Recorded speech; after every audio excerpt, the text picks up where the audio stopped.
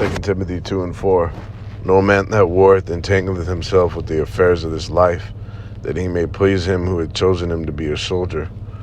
Giving all honor, praises, and glory to Yahweh Bashim Yahushai, Bashim Bakar Kadash. Double honors to the elders and apostles at Great Millstone, and shalom to the Bakiyar.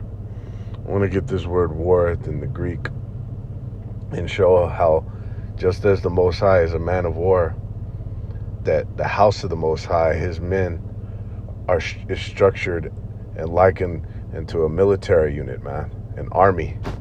All right, we're gonna get the precepts that prove that. This word warreth goes back to the word statuo. It means, in the outline, to make a military expedition, to lead soldiers to war or to battle, spoken of a commander, to do military duty, to be on active service, to be a soldier. Okay? And it goes on in the Strong's definition: to serve in a military campaign, to execute the apostolate with its arduous duties and functions, to contend with carnal inclinations, soldier, to go to war. All right? And this contending with carnal inclinations, when you reword it, contend meaning to fight, and carnal inclinations, which are pretty much your desires and the propensities of the flesh. And what are the propensities of the flesh? Is sin, is iniquity, okay, to transgress the law. And it's likened unto us fighting that nigga, that old man, like you're fighting in a battle to the death. Because in a war, you ain't seeking to wound, you're seeking to kill, to put to death. Okay? When you realize that, like it says in the scriptures, the enemy seeketh about as a roaring lion seeketh whom he to destroy. Okay? You know that we're in a fucking constant war. All right?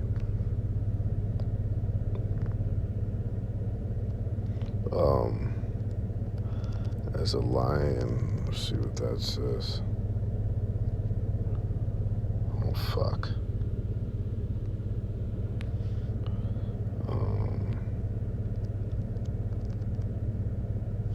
There it is.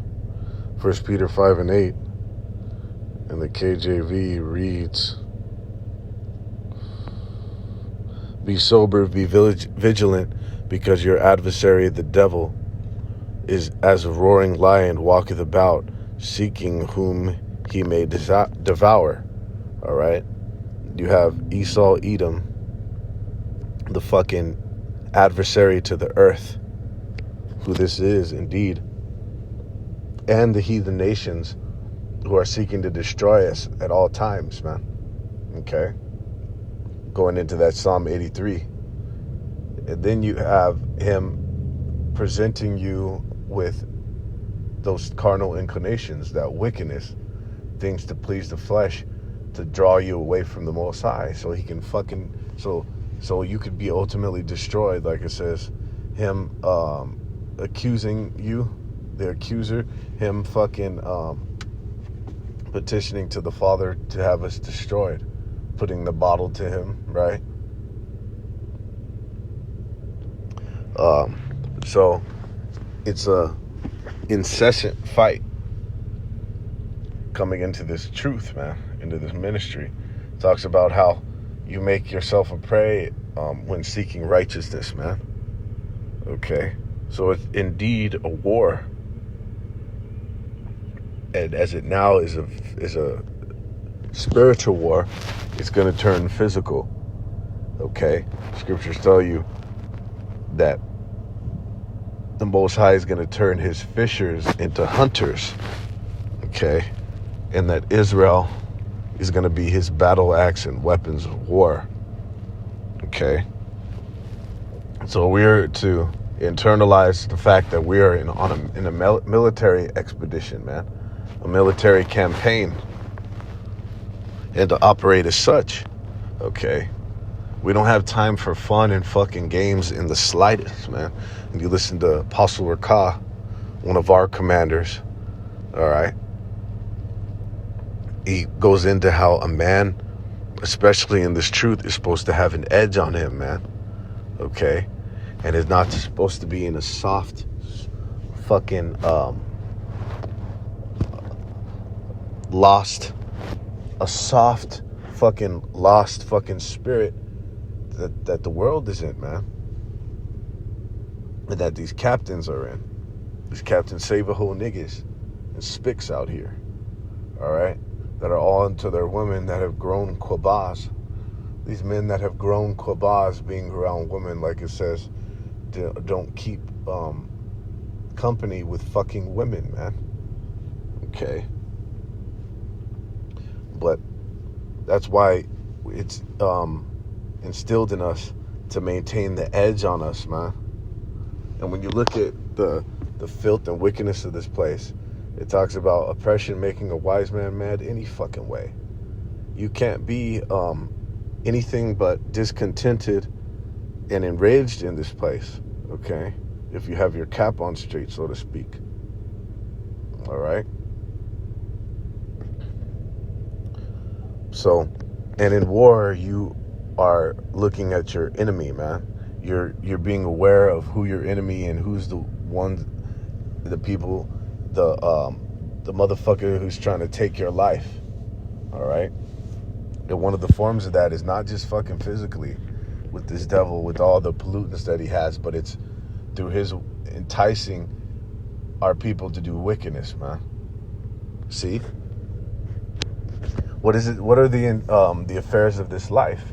Is those carnal inclinations, man. Your fleshly desires. So, being in that war, that military campaign, being an active service, we are required not to be entangled in the affairs of this fucking life, man. Any of the burdens of man, like it says, for us to cast off. All right.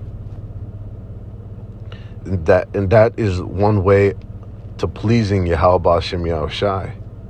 Okay, who has called us to be a soldier and Most High willing chosen? Yahweh Shem Yahushai, man, from the foundation of the earth. Regardless if we be a part of that number or not. Like it says, he made the vessels unto honor and dishonor. Regardless, he did that from the foundation, man. Okay? But one of the requirements in this thing, and a constant by the part of the elect, is that they're going to fight. Okay?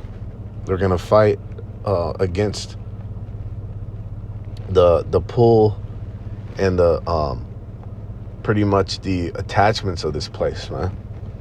Okay? It's in 1 Timothy 1:18. This charge I commit unto thee, son Timothy, according to the prophecies which went before on thee, that thou by them mightest war a good warfare. Okay?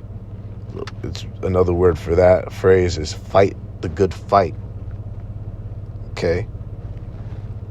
So pretty much give it your absolute everything. All right? To the best of your ability and beyond. Because oftentimes in this world, people of this world, they shortchange their abilities in Yahweh Shem Yahushai. Okay? Which it says there's nothing he can't do. It's limitless. Okay? So we're supposed to recall the accounts and the events and occurrences of the men of old, of them that trusted in Yahweh Shem Yahushai and never failed. Okay.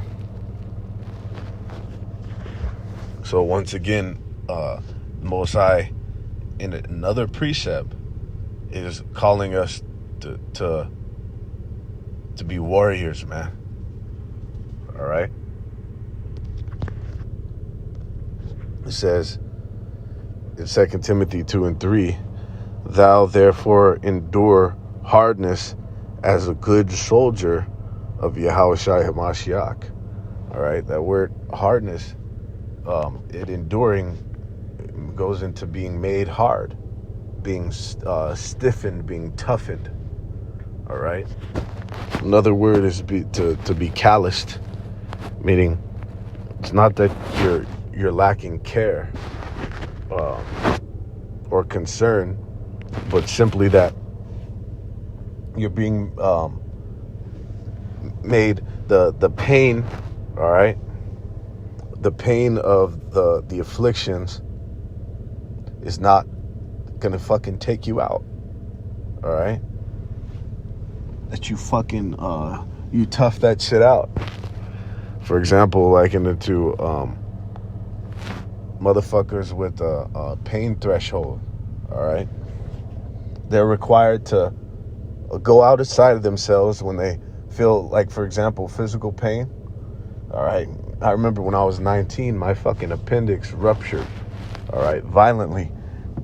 So much so that it perforated a nearby organ and caused the poisons, the infection not spread. Okay. But it was excruciating. And I was going to just tough it out the whole time until it, days later, the shit just, it didn't get better.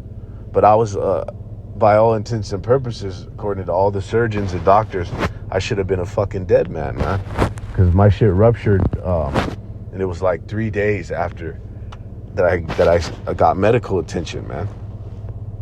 Okay, but you have to go outside of yourself to not allow that pain to overtake you, man. And that's how you're made hard. Each time that happens, just like I mentioned about being calloused, that, for example, that part of your hand that develops calluses or the bottom of your foot from the constant rubbing, now that area, that surface area that the callus is on, is almost impervious to feeling, to pain. You could stick a knife or like a pin, a needle on that shit, and you can't even feel the shit. Okay, that's what it's being likened to. We're supposed to pretty much be desensitized from this place, man. Okay, doesn't it talk about enduring the chastisement of Yahweh Bashir al-Shai? Okay. And I believe it says, does it say to,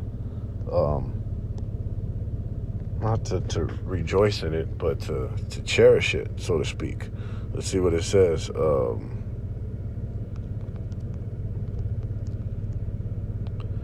The chastisement of Yahweh Bahashem Yahweh Shai. Because in the scriptures it tells you that we're made perfect through hardships, man. Through our afflictions, just like Yahweh Shai was. This is in Romans 12 and 12 and 5. It says, and you've forgotten the exhortation that speaketh unto you as unto children, my son. Despise not thou the chastening of Yahweh Bashim Yahweh Shai, nor faint when thou art rebuked of him. Okay? And it goes down to saying in the 7th verse, to endure. We are to endure that chastening, man. For the Most High dealeth with us as sons. For what son is he whom the Father chasteneth not? Okay? All right? So, through that, we are fulfilling our duty as a good soldier for Yahweh Bashim Yahweh Shai. Why Yahweh Shai HaMashiach. Okay. I'm finishing off. Job 38 and 3. Gird up now thy loins like a man, for I will demand of thee, and answer thou me. Okay, and when you go into the setting of this precept, Job was catching pure holy fucking hell. Was brought pretty much down to the lowest estate a man can get. All right, and the Most High is still telling him to be a man, and more importantly, to be a soldier. because we're going to get it in the blue letter, Job 38:3.